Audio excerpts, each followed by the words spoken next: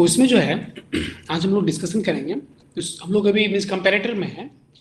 तो एक micro cater होता है, एक एक एक एक कंपैरेटर, ये भी एक तरह का जो है मीन्स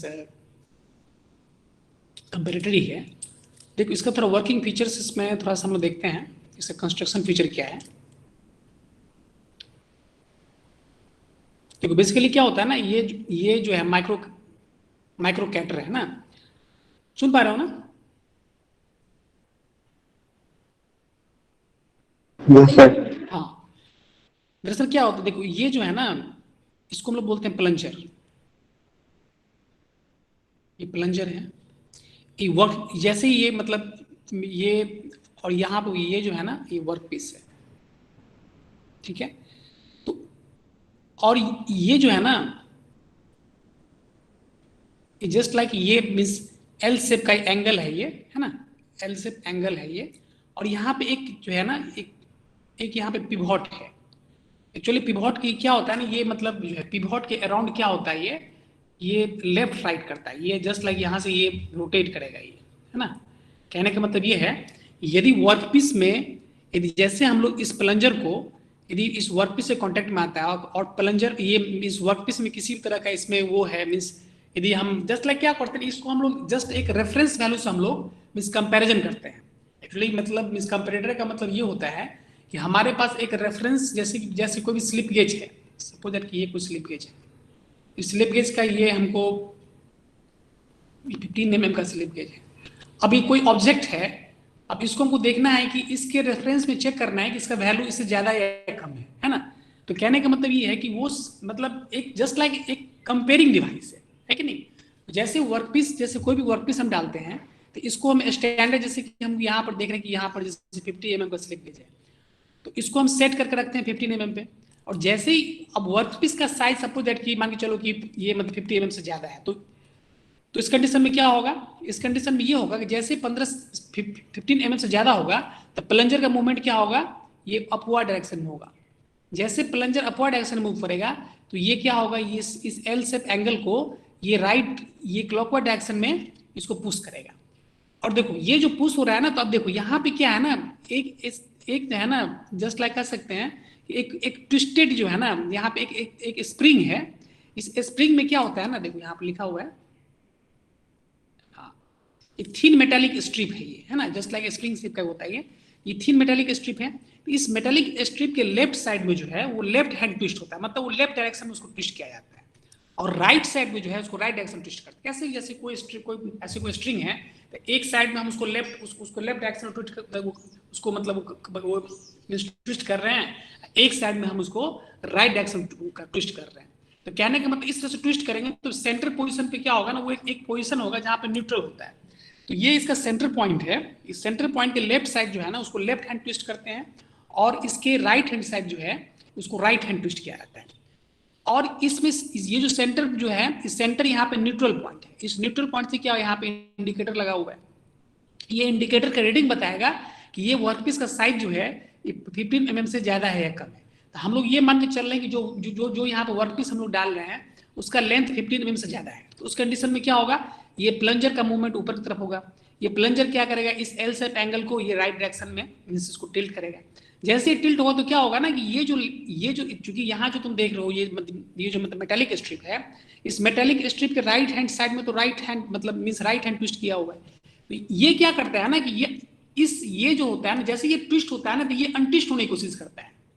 ये क्या होता है, इसका टेंडेंसी क्या होता है अनट्विस्ट होने का। जैसे जो राइट हैंड साइड वाला है वो कोशिश करेगा कि वो लेफ्ट साइड ट्विस्ट हो, और जो लेफ्ट हैंड साइड वाला जो होगा उसकी टेंडेंसी होगा राइट साइड ट्विस्ट करने की।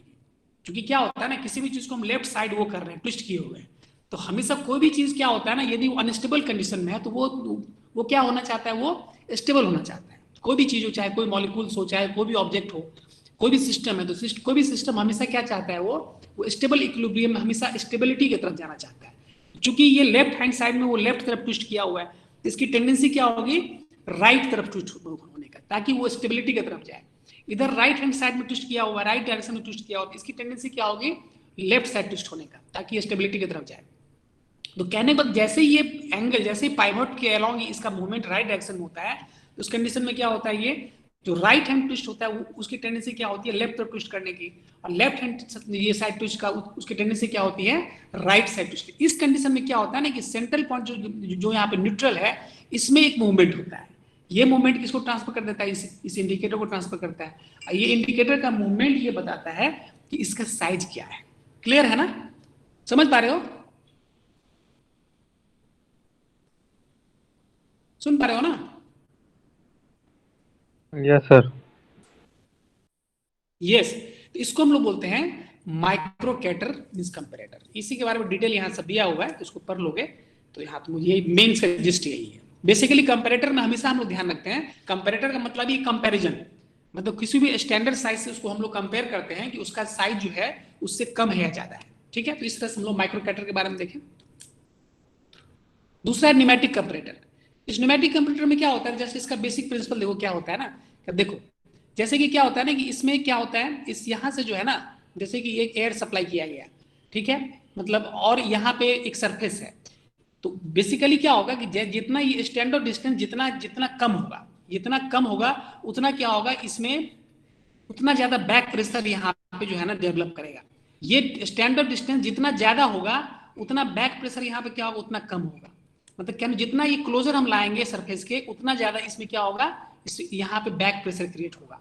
ऑब्वियस है, कोई भी मतलब ऐसा करके कोई उसमें यदि हम एयर सप्लाई कर रहे हैं, एयर सप्लाई ऐसे करके एयर सप्लाई हो रहा है और होल के पास भी कोई ऑब्जेक्ट को हम रख दें, तो जितना नजदीक रखेंगे उतना क्या होगा, उसमें उस ट्यूब में उतना ज्यादा बैक प्रेशर क्रिएट होगा।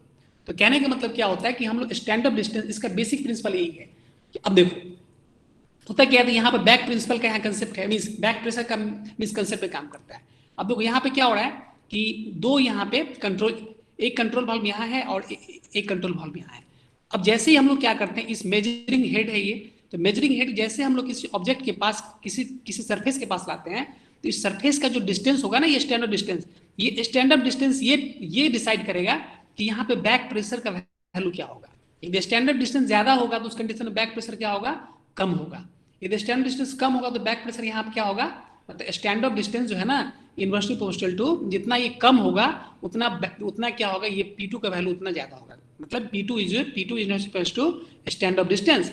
तो कहने का मतलब इस कंडीशन में ये डिस्टेंस डिसाइड करेगा कि यहाँ पे बैक प्रेशर का वैल्यू क्या होगा। तो ठीक है, तो मतलब मान के चलते हैं कि यहाँ पे जो डिस्टेंस है उसके करस्पॉन्डिंग यहाँ पे बैक प्रेशर डेवलप हो गया।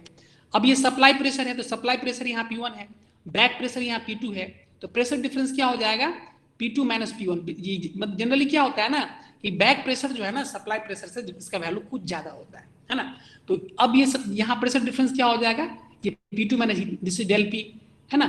अब ये इस प्रेशर डिफरेंस के कारण क्या होगा, एक यहाँ पे एक रोटामीटर है, देख रहे हो ना, यहाँ पे एक रोटामीटर है, ये रोटेशन जो है ना इसमें रोटेशन होता है कि नहीं।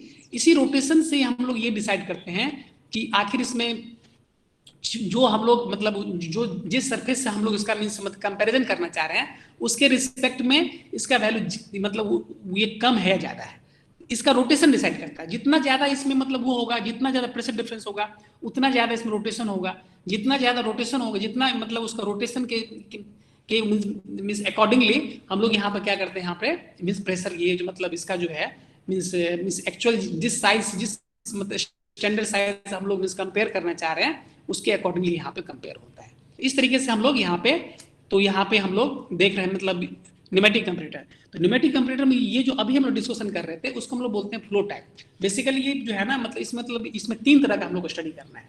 तो पहला हो गया फ्लो टाइप, तो मतलब यहाँ पे फ्लो टाइप में क्या हो गया, फ्लो टाइप का बेसिक प्रिंसिपल क्या है कि as we decrease this standard distance, this back pressure will increase. That means this back pressure is inversely proportional to standard distance. तो इस बैक प्रेशर की वजह से जो प्रेशर डिफरेंस होता है ना, वो प्रेशर डिफरेंस क्या डिसाइड करता है, और जो उसका रोटामीटर होगा ना इसका रोटेशन डिसाइड करता है।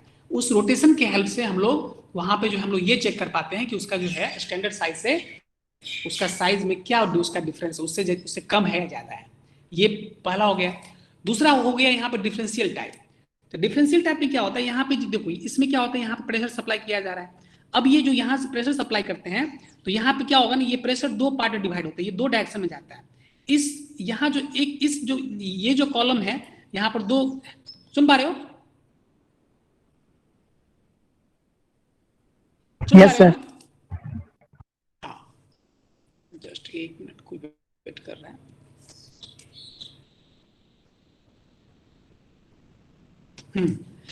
तो कहने का मतलब यहाँ पे ये है कि ये प्रेशर स्ट्रीम क्या होगा ना, ये दो अलग अलग स्ट्रीम में यहाँ पे मतलब यहाँ डिवाइड होता है। ये हो गया P1 और P2। तो इस कॉलम में जो है यहाँ पर जो है इसका प्रेशर P1 है और यहाँ पे P2 है। अब देखो क्या होता है ना, एक यहाँ बेलो है, तो बेसिकली क्या होता है कि यहाँ पर जो हम लोग देख रहे हैं ना, ये मतलब एक स्ट्रीम जो है ना, जैसे कि यहाँ पर एक स्ट्रीम यहाँ पर देख पा रहे हो ना, एक स्ट्रीम क्या होगा इस बेलो की इनसाइड यहाँ पे इन करता है, ठीक है। तो जैसे ये बेलो की इनसाइड इन करेगा और दूसरा स्ट्रीम ऐसे रह जाएगा, ठीक है ना।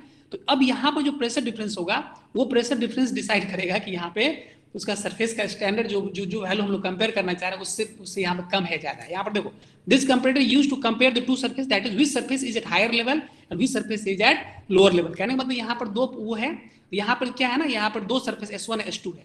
तो यहाँ पर ये चेक करते हैं कि इसमें कौन सा सरफेस हायर लेवल पे है या कौन सा सरफेस लोअर लेवल पे है। तो two pressure stream P1 and P2 does not mix with each other as shown in below. One stream goes inside the bellow and other remains on the outer surface.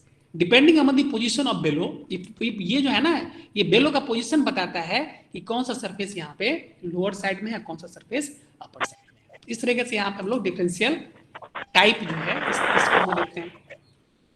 तीसरा हो गया यहाँ पे back pressure type. देखो तो back pressure type में जो है यहाँ भी वही कंसेप्ट है। यहाँ पे स्टैंडर्ड डिस्टेंस जो हम लोग देख रहे थे ना फ्लो टाइप, तो फ्लो टाइप में जो है हम लोग यहाँ पे उसी कंसेप्ट पे हम लोग इसको मतलब यहाँ पे डील करते हैं।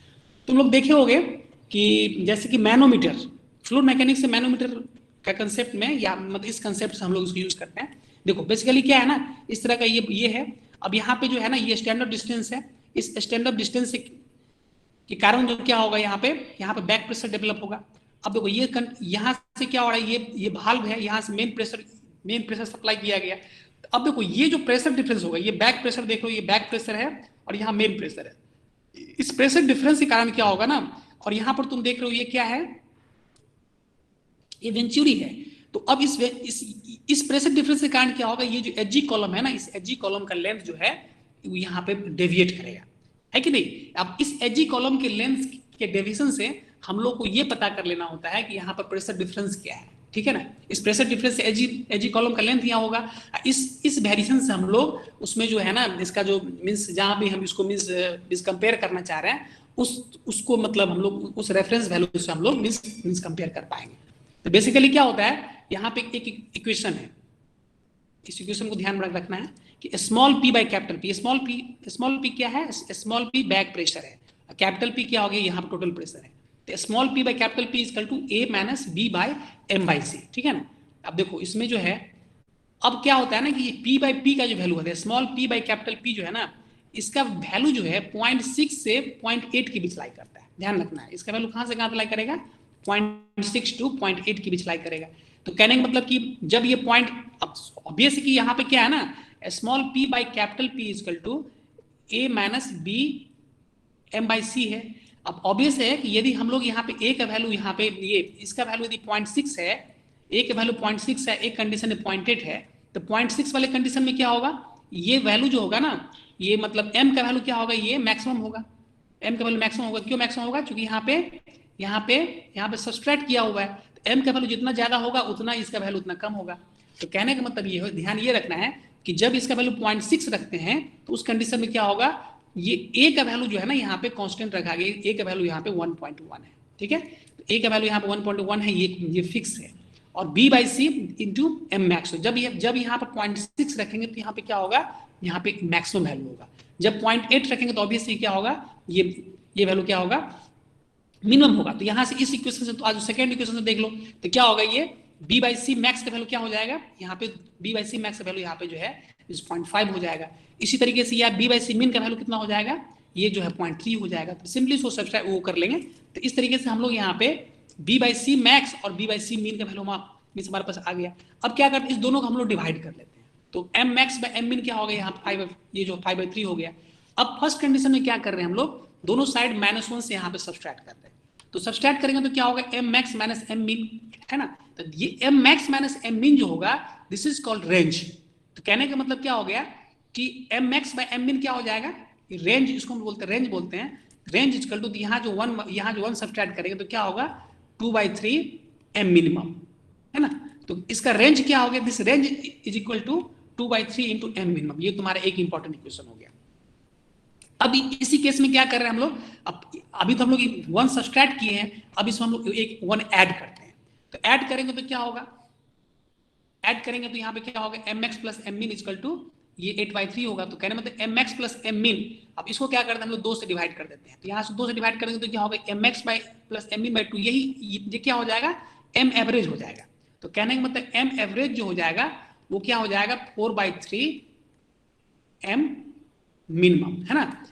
रेंज क्या था, रेंज क्या था, रेंज था 2/3 एम मिनिमम, और एम एवरेज क्या है 4/3। तो हम ये कह सकते हैं कि this is equal to 2 into range.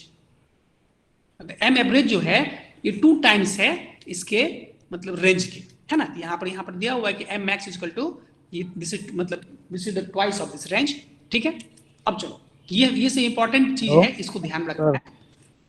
हाँ बोलो sir. M max M minimum ये क्या है सर, नहीं समझ में आ रहा।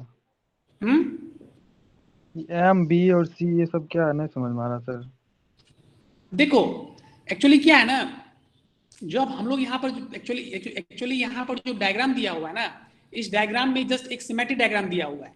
एक्चुअली क्या होता है, जो हम लोग यहाँ पर डेविएशन देख रहे हैं ना, एक्चुअली हम लोग को यहाँ पर 2 सरफेस के बीच यहाँ पर कंपेयर करना है। तो कंपेयर जो हम लोग करेंगे तो उसके बीच का डेविएशन जो है ना, बी और सी तो यहाँ पे कांस्टेंट है, समझ में आ रहा है, समझ में आ रहा है। बी बाई सी यहाँ पे कौन, हाँ यहाँ पे ए का वैल्यू यहाँ पे क्या है ना 1। देखो एक्चुअली क्या है ना, ये इक्वेशन यहाँ पे डिराइव किया हुआ है, इसका डिटेल तुमको जानना है तो हम तुमको अभी एक बुक, तुमको एक बुक का पीडीएफ है, तुमको हम सेंड कर दे रहे हैं। उसमें पूरा मेट्रोलॉजी का जो है ना वो ऑक्सफोर्ड यूनिवर्सिटी की बुक है, ऑक्सफोर्ड प्रेस से उसका मतलब वो आया रिलीज हुआ है। तो वो बुक तुमको मतलब बुक का पीडीएफ इसमें अपलोड कर देंगे, तो वहां से और डिटेल में तुमको पता चल पाएगा। बेसिकली क्या होता है, ए का वैल्यू यहाँ पे कांस्टेंट है, और यहाँ जो बी ये जो है ना, बी और सी का वैल्यू भी कांस्टेंट है। अब एम जो है ना, जब क्या होता है ना, जब डिफरेंस वहां पर मैक्सिमम होगा, एक्चुअली क्या कंपेरेटर में कंपेरोमीटर में क्या होता है कि हम लोग कंपेयर कर रहे हैं कि एक रेफरेंस वैल्यू से हम लोग कंपेयर कर रहे हैं। तो जब रेफरेंस वैल्यू से कंपेयर जो हम लोग कंपेयर कर रहे हैं उसका वैल्यू मैक्सिमम होगा, तब तो वो मैक्सिमम क्या हो गया, जब जब जब उसका जो रेफरेंस वैल्यू से उसका मैक्सिमम, एक होता है ना कि भाई उसका कितना उसका मैक्सिमम वैल्यू होना चाहिए, एक रेंज हम लोग डिसाइड करते हैं। तो वो रेफरेंस वैल्यू से एम मैक्स क्या हो गया, मैक्सिमम वैल्यू हो गया, और मिनिमम क्या हो गया, उस रेफरेंस वैल्यू से हम लोग मिनिमम वैल्यू पर चलते हैं। कैसे हम लोग टॉलरेंस देखते हैं, टॉलरेंस का होता है ना, एक मैक्सिमम रेंज होता है और एक मिनिमम होता है, अपर लिमिट होता है, लोअर लिमिट होता है। उसी सेंस में यहाँ पर समझो इसको, समझ में आ रहा है ना। Yes sir. हाँ ये देख लो मेजरिंग हेड है ना, ये मेजरिंग हेड से ही एम का वैल्यू यहां से आएगा, क्लियर है ना, ठीक है। Yes sir. हाँ तुमको एक बुक हम अभी अपलोड कर देंगे, तो बहुत अच्छे से मतलब एक बेस्ट बुक है वो, उसको तो उसको पढ़ोगे, यदि थोड़ा समय मिलता है उसको पढ़ोगे तो और उसमें और बेहतरीन उसको तुमको समझ में आएगा। चलो ठीक है, तो कहने का मतलब हमारे पास ये क्वेश्चन आ गया। हाँ हम लोग यहाँ पर थे तो हमारे पास पहला क्वेश्चन क्या था कि रेंज का वैल्यू क्या हो गया 2/3 इंटू एम मिनिमम, है ना। ध्यान रखिए ये क्वेश्चन इंपॉर्टेंट है। और एम एवरेज क्या हो गया 4/3 इंटू एम मिनिमम, ये तुम्हारा 2 टाइम्स ऑफ रेंज हो गया। अब देखो अब क्या करते हैं हम लोग, फर्स्ट इक्वेशन को यहाँ पे डिफ्रेंशिएट किया गया है, पी बाई पी को एम के रिस्पेक्ट में डिफ्रेंशिएट किया गया है। तो ये डिफ्रेंशिएट करेंगे तो हमारे पास इक्वेशन क्या आ जाएगा, DP by T M equal to minus B by C into P.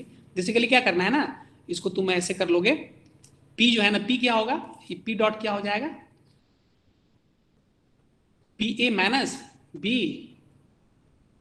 P M by C हो जाएगा, एम बाई सी हो जाएगा। तो अब क्या करना है, इसको एम के रिस्पेक्ट में यहाँ डिफ्रेंशिएट कर लेना है। एम के रिस्पेक्ट में यहाँ डिफ्रेंशिएट करेंगे तो डीपी बाई टी एम क्या हो जाएगा, minus B by C into P हो जाएगा। अब देखो अब क्या करते हैं ना, हम लोग 2 और 3 का एवरेज लेते हैं। हमारे पास सेकेंड और थर्ड इक्वेशन था ना, इस दोनों का हम लोग एवरेज लेते हैं। तो एवरेज क्या होगा, एवरेज लेंगे तो ये क्या होगा, ये 0.886 का ये हाफ हो जाएगा, तो कितना हो जाएगा, ये तुम्हारा 0.7 हो जाएगा। दिस इज 1.1 बी बाई सी, अब ये बी बाई सी इंटू, तो ये क्या होगा M mix M max plus M min by 2 हो जाएगा। तो यहाँ पे क्या हो जाएगा, ये एम एवरेज हो जाएगा, है ना। तो अब इसको हम लोग यहाँ पे एवरेज लेते हैं, तो यहाँ पे हमारे पास इक्वेशन क्या हो गया, 0.7 equal to 1.1 minus B by C into M average, ठीक है। तो इस कंडीशन में बी बाई सी का वैल्यू हम लोग यहाँ से निकाल लेते हैं, है ना। बी बाई सी क्या हो जाएगा, ये तुम्हारा 0.4 बाई मीन एम एवरेज हो जाएगा। इस बी बाई सी को क्या करते हैं हम लोग यहाँ पे पुट कर देते हैं, इस इक्वेशन में पुट कर देते हैं। तो डीपी बाई डी एम क्या हो जाएगा, minus 0.4 into P by M average, है ना। ये भी इंपॉर्टेंट इक्वेशन है, इसी क्वेश्चन को भी जो है ध्यान रखना है। तो इस तरीके से यहाँ पे मतलब कहने का मतलब है कि चेंज इन ये क्या हो गया, change in back pressure with respect to M, मतलब जो भी हमारा मेजरिंग जो हमारा मेजरमेंट आएगा ना उसके रिस्पेक्ट में प्रेशर कितना चेंज हो रहा है कि नहीं, उस कंडीशन में इसका वैल्यू क्या होगा 0.4 पी बाई एम एवरेज। ठीक है, एक मैग्निफिकेशन एक टर्म होता है उसको हम लोग बोलते हैं मैग्निफिकेशन। तो मैग्निफिकेशन को हम लोग क्या बोलते हैं, एक टर्म यहाँ यूज किया गया, आर यूज किया गया है, D R by D L है ना। तो D R by D L को हम लोग यहाँ पे D R by D L है, तो अब क्या कर रहे हैं हम लोग इसको हम लोग डी आर बाई यहाँ डीपी से मल्टीप्लाई किए और डीपी से यहाँ डिवाइड कर दिए, फिर एम से मल्टीप्लाई किए तो एम से डिवाइड कर दिए, तो फाइनली क्या होगा ये सब कैंसिल होके ये D R by D L हो जाएगा। तो डी आर बाई जो डी एल होता है, अब ये जो आर होता है ना एक्चुअली क्या होता है ना, एक वो टूल में क्या होता है ना एक नोज रेडियस होता है, मतलब इसका जो मतलब हम लोग थोड़ा इसको आगे डिस्कस करेंगे। तो यहाँ मैग्निफिकेशन क्या हो गया, D R by D L हो गया। तो अब जो डी आर बाई डी रो जो है ना इसको हम लोग बोलते हैं इंडिकेटेड सेंसिटिविटी बोलते हैं, डी आर बाई डीपी है ना इसको हम लोग क्या बोलते हैं indicated sensitivity, DP by DM को बोलते हैं निमेटिक सेंसिटिविटी बोलते हैं, डीएम बाई डीएल को बोलते हैं मेजरिंग हेड सेंसिटिविटी बोलते हैं। तो कहने का मतलब ये है कि मतलब ये means magnification is the product of indicated sensitivity, pneumatic sensitivity and this measuring sensitivity. इस कंडीशन में हम लोग यहाँ पे ये पूछा जाता है ऑब्जेक्टिव वगैरह में, इस क्वेश्चन आता है तो थोड़ा मतलब इसको ध्यान रखना है।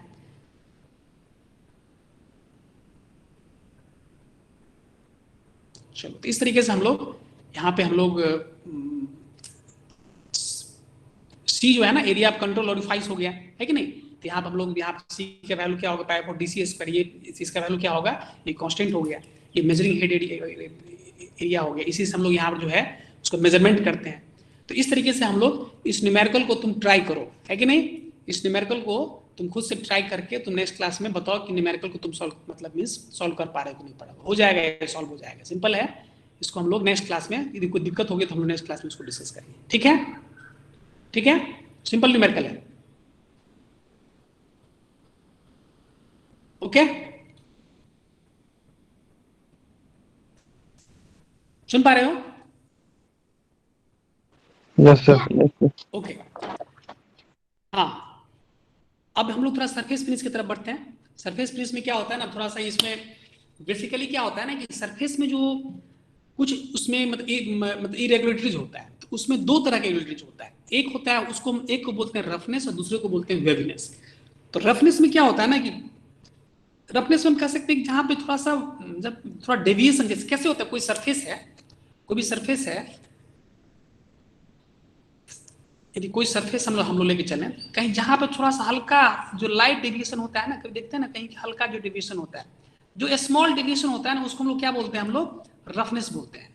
और कहीं पर तुम देखोगे कि ज्यादा मतलब डेविएशन हो जाता है ना, तो जो ज्यादा डेविएशन बोलते हैं उसको हम लोग क्या बोलते हैं, इस तरह का जो है ना इस तरह का मतलब कहीं जहाँ पे ज्यादा डेविएशन होता है तो उस डेविएशन हम लोग क्या बोलते हैं, वेवनेस बोलते हैं। तो कहने मतलब कि जो किसी भी मशीन सर्फेस दो टाइप का डेविएशन होता है, एक होता है रफनेस होता है और दूसरा होता है वेवनेस होता है। जो भी स्मॉल डिवीजन होगा उसको हम लोग क्या बोलते हैं, रफनेस बोलते हैं, this is called primary texture. जहां भी लार्ज डिवीजन होगा उसको हम लोग क्या बोलते हैं, हम लोग उसको सेकेंडरी टेक्सचर बोलते हैं, दिस इज कॉल्ड वेवीनेस है कि नहीं। तो रफनेस वेवनेस में जैसे हमारा ये मेन वैल्यू है और इसमें कुछ हल्का इस तरह का टेक्सचर है,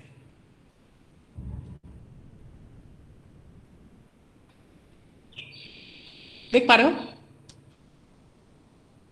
ठीक है, तो इसको हम लोग बोलते हैं पीक, इसको क्या बोलते हैं, पीक बोलते हैं। और नीचे वाले को हम लोग बोलते हैं वैली। वैली क्या होता है, वैली मतलब क्या, घाटी होता है ना, वैली का मतलब घाटी होता है, पीक मतलब चोटी होता है। तो कहने मतलब ये जो टेक्सचर होगा ना, तो जो इसका पीक पॉइंट होगा उसको हम लोग क्या बोलेंगे, ये जो मीन लाइन है इसको हम लोग बोलते हैं मीन लाइन बोलते हैं।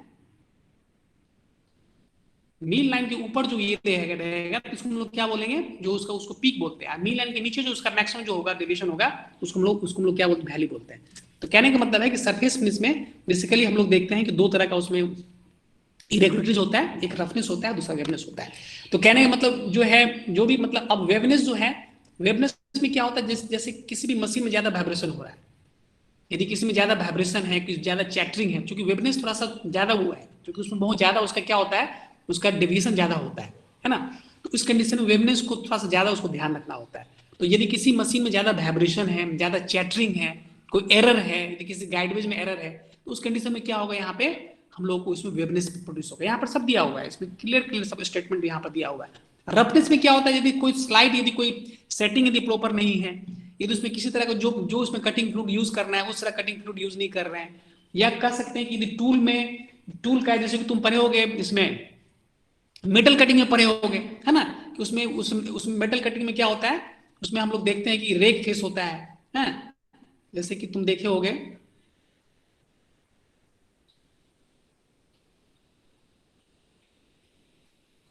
पढ़े हो नहीं इसको मेटल कटिंग में?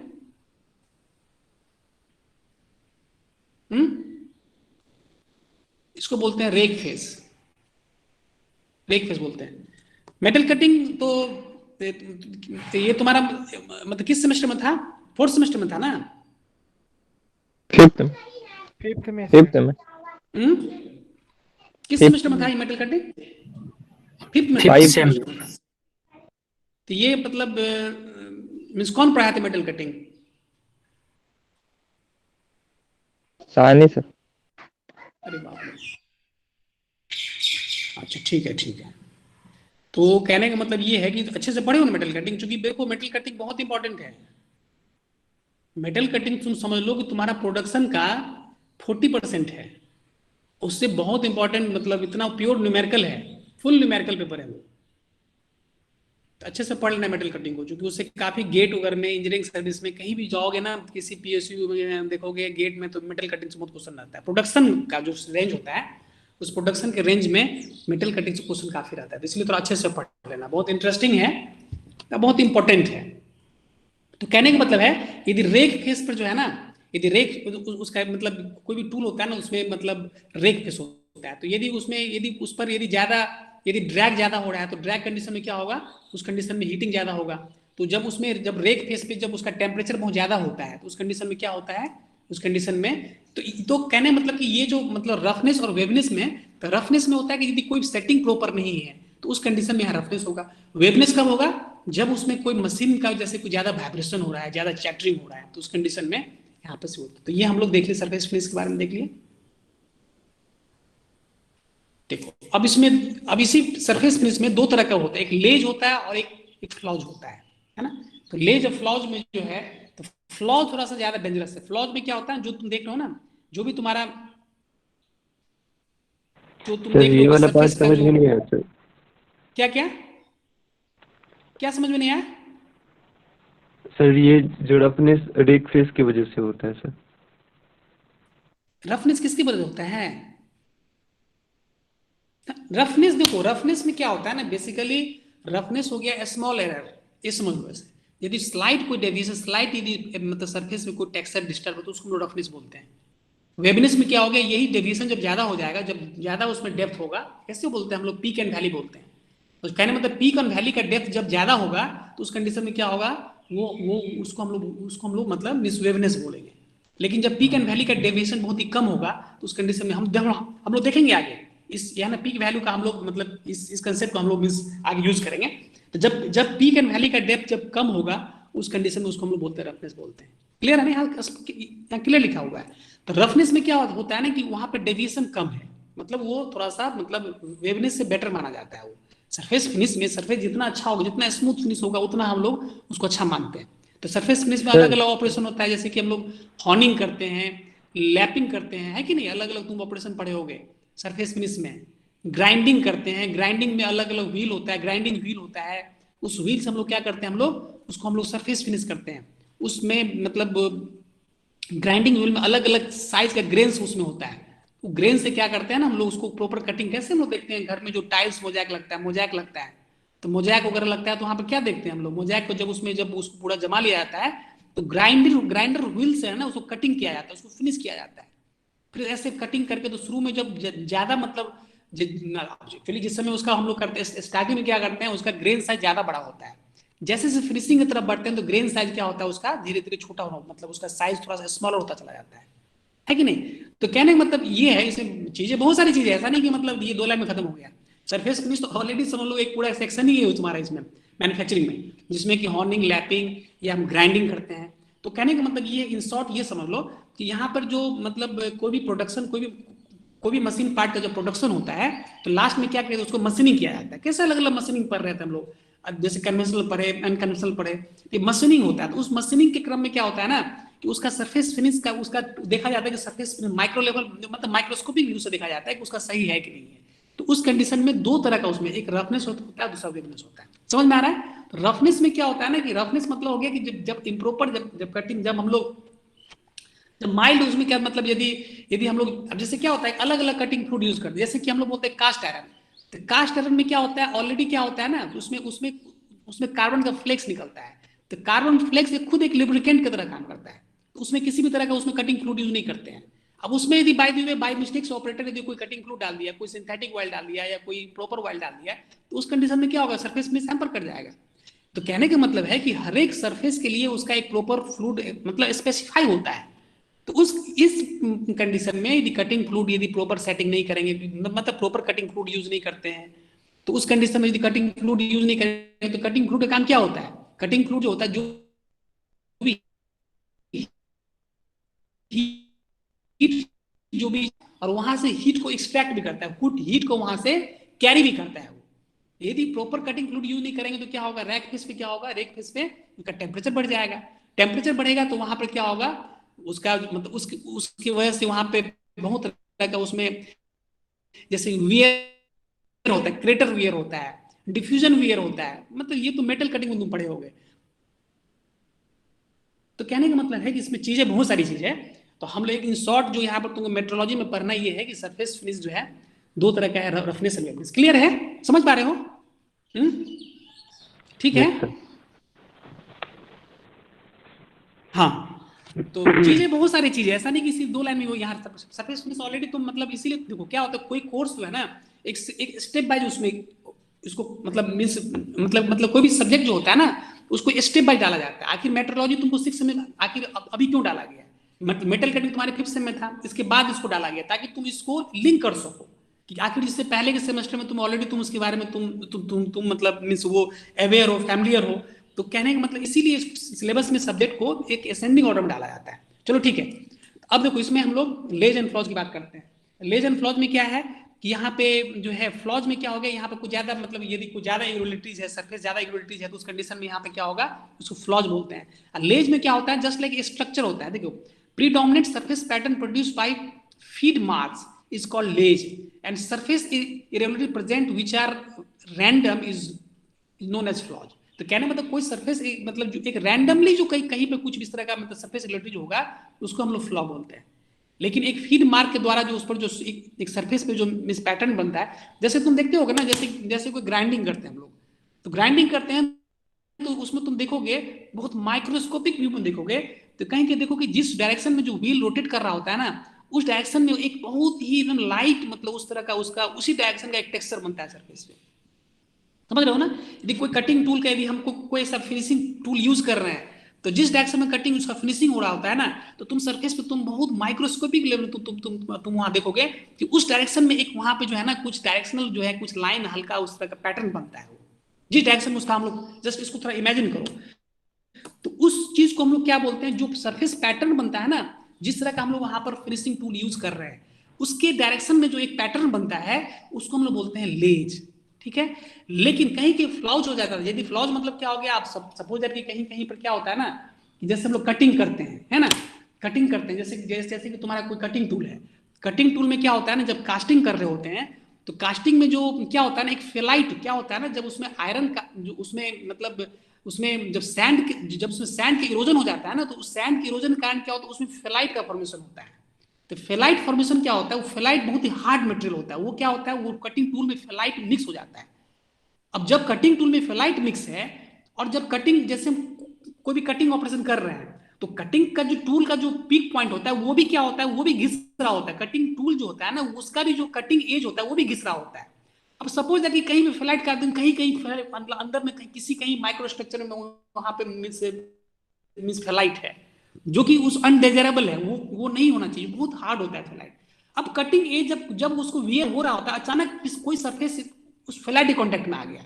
द फ्लाइट ऑलरेडी बहुत हार्ड मटेरियल है तो जैसे ही फेलाइट के कांटेक्ट में आएगा तो क्या होगा ना, उस सरफेस को ज्यादा डैमेज कर देगा। वहां पर क्या होगा, उसी पे वहां पे क्या होगा, वहां वहां पे फ्लॉ डेवलप कर देगा। क्योंकि फेलाइट क्या बहुत हार्ड है और बहुत ही बहुत कहीं कहीं उस मतलब पूरा कटिंग टूल में कहीं कहीं उसका वो होता है।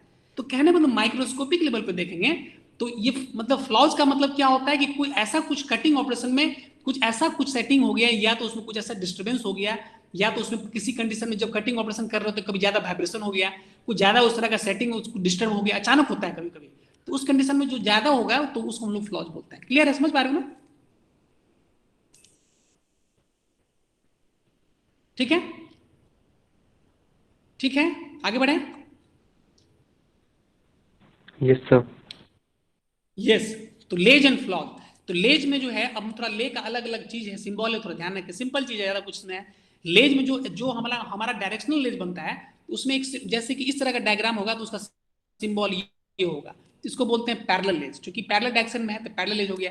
Surface is produce by shaping, मतलब जब कोई भी शेपिंग करते हैं ना, को कहीं पे जब कैसे शेपिंग करते हैं, शेपिंग में इस तरह का डायफ्राम बनता है। एक होता है परपेंडिकुलर फ्लॉज, मींस लेज होता है, तो इसमें परपेंडिकुलर लेज में क्या होगा, इस तरह का उसका वो होगा, स्ट्रक्चर बनेगा, पैटर्न बनेगा, उसको हम लोग इस शेप से बनाते हैं।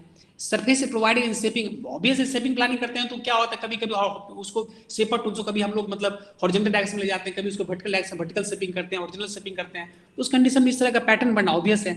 तीसरा होता है क्रॉस ले। तो क्रॉस लेज में क्या होगा, स्ट्रक्चर पैटर्न ऐसा होगा, क्रॉस ले का इस तरह का सिंबल होता है। Cross lay such surface can be produce by knurling operation, है ना। जब नर्लिंग ऑपरेशन करते हैं, नर्लिंग जो होता है ना बेसिकली तुम देखोगे ना कि जैसे कि तुम देख तो कोई गेज वगैरह होता है ना, जब गेज का डिजाइन करते हैं ना, जब गेज का जो मैन्युफैक्चरिंग होता है तो नर्लिंग ऑपरेशन हम यहाँ पे करते हैं। पढ़े हो गए उसमें, इसमें मैन्युफैक्चरिंग में ये तुम्हारा कटिंग में सब कुछ है।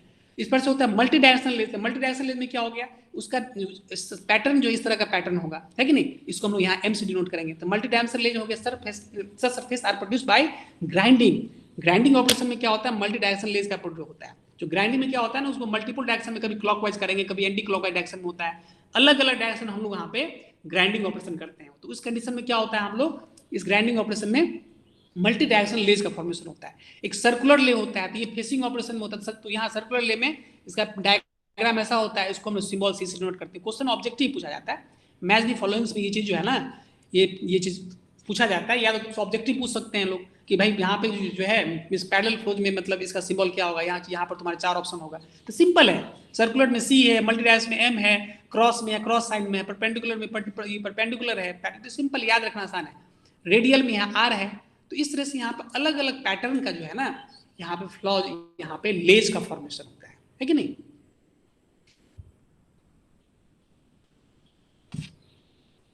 ठीक है, क्लियर है, यस सर। सुन पा रहे हो? यस, एक बार अच्छे से पढ़ लो, उसको रिवीजन कर लोगे, अब क्लास नोट्स को अपडेट करोगे, सारी चीजें एकदम क्लियर हो जाएगी, उस पर कहीं कुछ नहीं है। इन सब चीजों को दिमाग में रखना है, क्योंकि मेजरमेंट मेट्रोलॉजी से क्वेश्चन अच्छा खासा गेट वगैरह में आता है।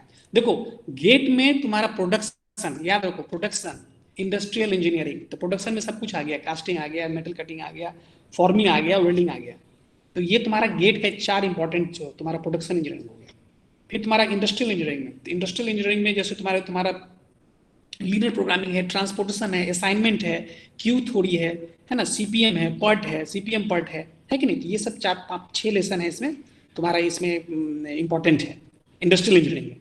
तो ये तुम्हारा इंडस्ट्रियल का हो गया। मटेरियल साइंस हो गया, तो मटेरियल साइंस में तो ठीक ही है, तो 3 पेपर हो गया इधर। और तुम्हारा स्ट्रेंथ ऑफ मटेरियल और थ्योरी ऑफ मशीन, तो स्ट्रेंथ ऑफ मटेरियल से भी क्वेश्चन काफी आता है। ये तुम्हारा 4 पेपर हो गया। उधर तुम इंजीनियरिंग मैथमेटिक्स उठा लो 5, और उधर जो थर्मल का जो भी है, तो थर्मल तो वैसे भी तुम्हारा सबका मतलब नॉर्मली क्या होता है, थर्मल में थोड़ा न्यूमेरिकल पेपर होता है, तो उसमें इंटरेस्ट ज्यादा होता है।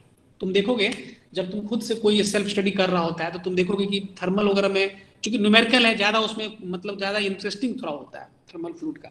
लेकिन इस थ्योरी पेपर में बहुत लोग थोड़ा बोर हो जाते हैं, पढ़ने में थोड़ा लगता है इतना थ्योरी है, क्या पढ़े नहीं पढ़े, बहुत सारी थोड़ा बोरिंग हो जाता है, लेकिन है नहीं बोरिंग।